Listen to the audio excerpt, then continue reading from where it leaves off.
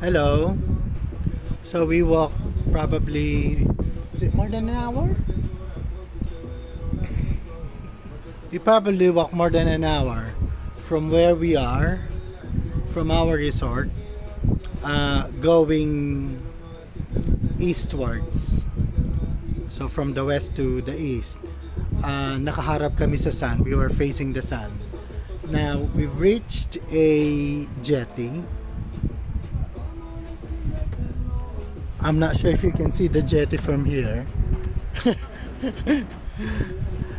But we thought, well, we needed a toilet anyway. I needed to empty my bladder, and then this is a like restaurant slash bar on the side of this beach.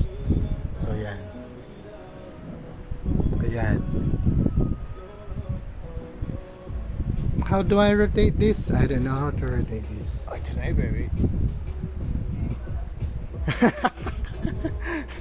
Anyway, that's it.